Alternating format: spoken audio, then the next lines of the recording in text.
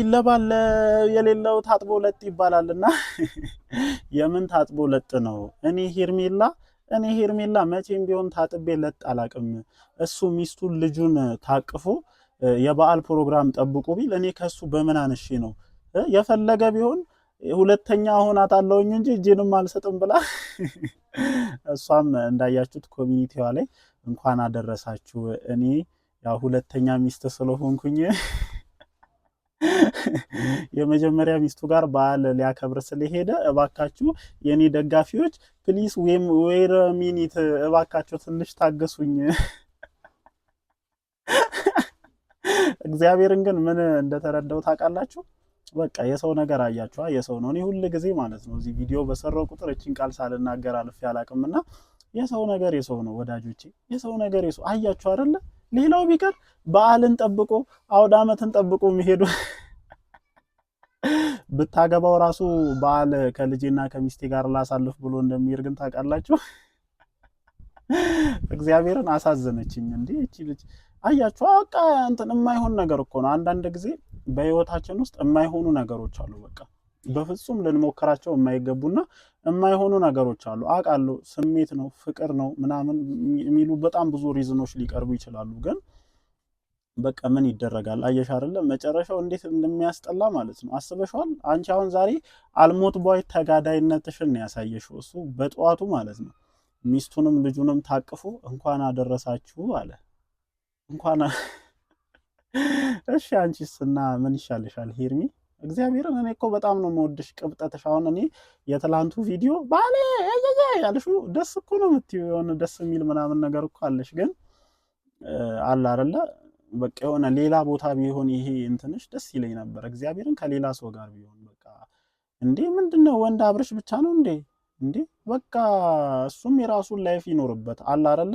ምናልባት እኮ የሆነ ተስፋ ስለሰጠሽ የሆነ እንትን ስላደረገሽም ሼም ይዞት ሊሆን ይችላል አብሮሽ እየሆነ ያለው እንጂ አሁን እዚህ ጋር ከትላንት በዚህ 3 ቀን የምናያቸው ነገሮች ከሩታ ጋር ከቤተሰቡ ጋር ከልጁ ጋር ደስተኛ እንደሆነ ነው የሚያሳየውና የምር የምታፈቅሪ ከሆነ የምር እሱን የምትፈልጊ ከሆነ እባክሽም በቃ ቢያንስ መስዋዕትነት ከፈይለት። የምር የምትወጁ ከሆነ የምርም ለሱ ፍቅር ካለሽ የምርም የነዚህን ልጆች ህይወት የነዚህን ልጆች ትዳር የማበላሸት እቅድ ከሌለሽና አላማሽ ብቸኛ ፍቅርና ፍቅር አብርሽን ፈልገሽ ከሆነ በቃ መስዋዕትነት ከፈይለት። ይሄ ልጅ የጀመረው ህይወት አለው፣ የጀመረው መንገድ አለ፣ ብዙ ነገሮች አሉና ያንን ነገር ተረድተሽ ይሄንን ነገር ብታስተካኪ እንደኔ የተሻለ ነው የሚል እሳቤ ነው ያለኝ።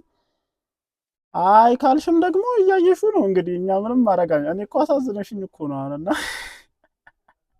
ለማንኛውም ማለት ነው እንኳን አደረሳችሁ የኔ ውድ ቤተሰቦች። ደህና ናችሁ ወይ እንዴ? እናንተም እንኳን አደረሳችሁ ሳለ ለሄርሜላ ለዘን ደግሞ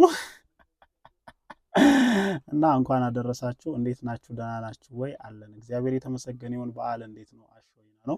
እኔም እንግዲህ ከበዓሉ ጋር ተያይዞ በፊት ቪዲዮን ከምለቅበት ሰዓት ትንሽ ገፋ አድርጌ ይሄንን ነገርማ እንዴት ከቤተሰቦቼ ጋር ሳላወራ አልፋለሁኝ ብዬ ባረፍድም እንግዲህ መጥቼላችኋለሁ ማለት ነው። እንግዲህ እንደተመለከታችሁት በአብርሽም በሁለተኛ ሚስቱም በሁለተኛ ባለቤቱም በሄርሚ ቻናልም ፎቶዎች ተለቀዋል። እንግዲህ እነዛ ፎቶዎች ሚዲያው ላይ የተንሸራሸሩ በጣም ብዙ ነገሮች እየተባሉ ነው።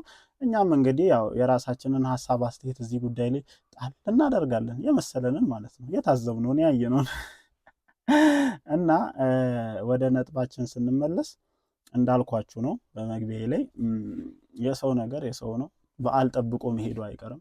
ነገ እኮ ተመልሶ ሊመጣ ይችላል። ግን በዓልን ከኔ ጋር የማያከብር ባል ምን ያደርግልኛል የሚለውን ነገር ነው ጭንቅላትሽ ውስጥ መክተት ያለብሽ። እንዲህ አንድ አይነት ልብስ ለብሶ ከነ ልጃቸው ጭምር ማቾ ነው ሲያከብሩ ይሄ ሰው በቃ የሰው ነው በቃ ልተው የማይሆን መንገድ ነው እየተራመድኩ ያለሁት የሚለውን ነገር ማሰብ አለብሽ። አንቺ ግን አልሞት ባይ ተጋዳይ ሆነሽ እንትኑን ተደግፈሽ የሆነ ነገርን ተደግፈሽ ለቀሻል። ቢቻልሽ ቢሆንልሽ እኮ እኛም ደስ ይለናል። ግን አይሆንም፣ የማይሆን መንገድ ነው እየተራመድሽ ያለሽው።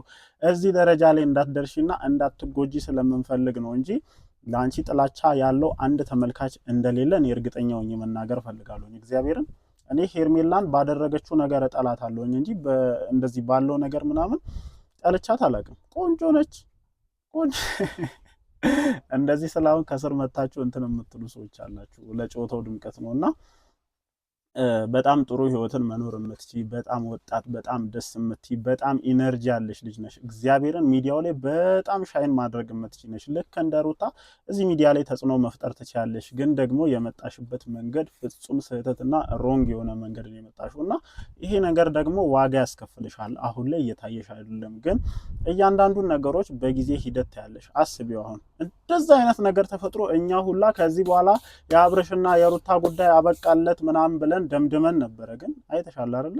በቃ መነጠል አይቻልም። እግዚአብሔር ያጣምረውን ሰው ሊለይ ዘንድ አይችልም እና አንቺም ልትለይ አትችይም። ከዚህ በላይ ባትደክሚ፣ ከዚህ በላይ ነገሮችን ባታበላሺ ጥሩ ነው። በመግቢያ እንዳልኩት ለዚህ ልጅ ህይወት የምትጨነቂ ከሆነ የምትወጁ ከሆነ የምርም ለሱ የምታስቢ ከሆነ የምታፈቅሪ ከሆነ በተቻለሽ መጠን ራስሽን ከነዚህ ልጆች ህይወት ማውጣትና ማራቅ ነው ያለብሽ።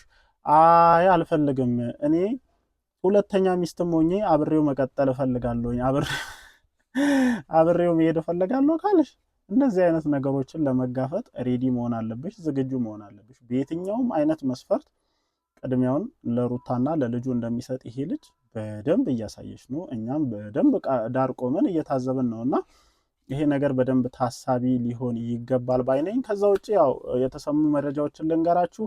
እንደተለመደው እንግዲህ አብርሽና ሩታ ትላንት ወዲያ እንደሰማነው ተያይዘው ወደ አዲስ አበባ ሄደዋል። በዓልን በአዲሱ ቤታቸው በሸነና እያሉ ነው። ደስ ብሎኛል። እግዚአብሔር ይመስገን። በጣም ብዙ ውጣ ውረዶችን አልፋችኋል። በጣም ብዙ ተሰቃይታችኋል። በጣም ብዙ ነገሮች በዚህ ነገር መሀል ገብቶባችኋልና እዚህ ሁሉ ነገር በኋላ ሴጣንን አሳፈራችሁ እናንተ በዚህ ልክ አንድ ላይ ለመሆን አንድ ላይ በዓልን ለማክበር የመጀመሪያ በዓላችሁን ራሱ ከልጃችሁ ጋር ለማክበር ስለበቃችሁ እንደኔ በጣም ደስ ነው ያለኝ። ብዙ ሰው በዚህ ጉዳይ ደስ ብሎታል። ከዛ ውጪ ግን የሁለቱንም ቤት ኮመንት ለመታዘብ ሞክሬያለሁ። እግዚአብሔርን ኧረ ታጋገላላችሁ። እግዚአብሔርን ከኔ ተብሶ የለ እንዲሁ ማጋጋል ላይ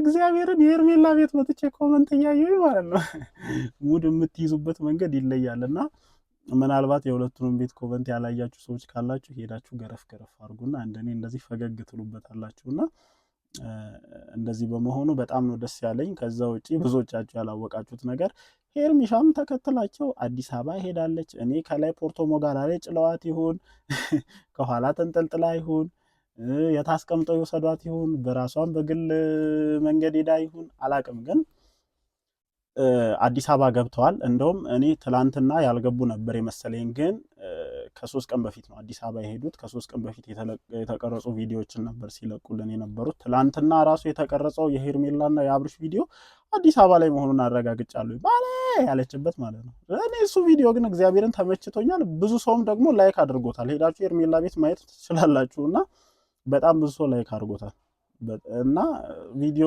እንወዳችሁታል። የሆነ ነገሯ ሳይመቻችሁ አይቀርምና እኔ ራሱ እሱ ቪዲዮ ተመችቶኛል። እሱም ቪዲዮ አዲስ አበባ ላይ የተቀረጸ ነው። አብረው ተያይዘው ሄዷል።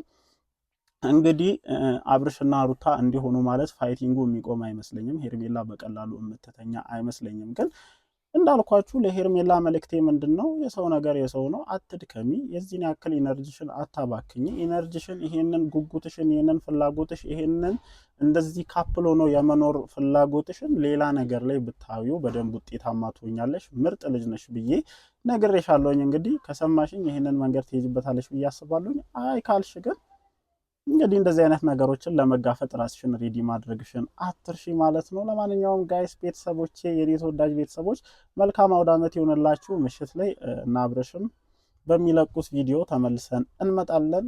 ይመቻችሁ።